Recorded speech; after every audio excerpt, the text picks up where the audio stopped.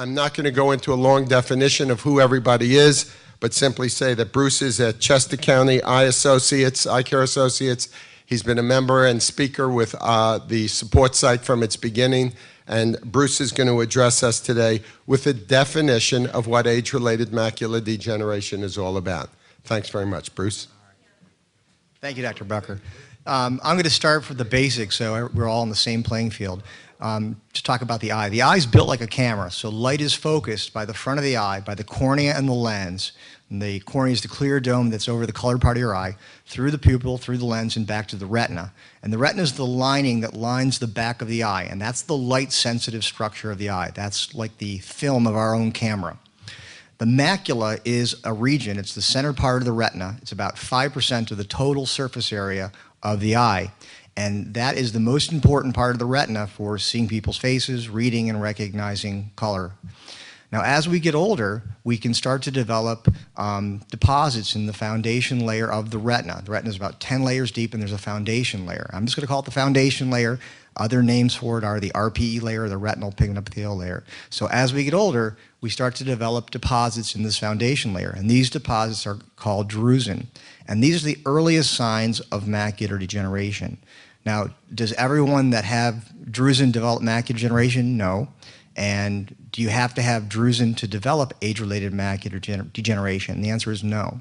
But that's the most common finding. So as we get older, we can start to develop these deposits.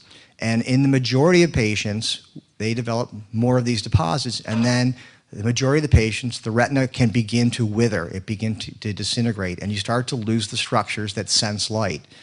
And then when that happens and the doctor looks in and we see the withering, we call that the dry form or the non-exudative form of macular degeneration. And if you look at about over 80% of the patients in the United States will develop the dry form of macular degeneration. Now, the majority of those patients, and we'll talk about what you can do to help slow that down, will slowly develop some withering in the eye. Now, not everyone that has dry macular degeneration loses their central vision, and there's a wide variety of visual loss associated with that. For a smaller percentage of patients, patients can start to develop abnormal blood vessels that grow where they don't belong. And when these blood vessels start to bleed or leak into the macula, into the retina in that area, the retina will start to function poorly and will start to disintegrate and die. And when that happens, and when we look in and we see the bleeding or leakage, we call that the wet form of macular degeneration. And if you compare how quickly patients lose vision with the wet compared to the dry, patients tend to lose vision very rapidly when they start to develop the wet macular degeneration. So although it affects a smaller percentage of the patients, it is the more severe, more rapid form of visual loss.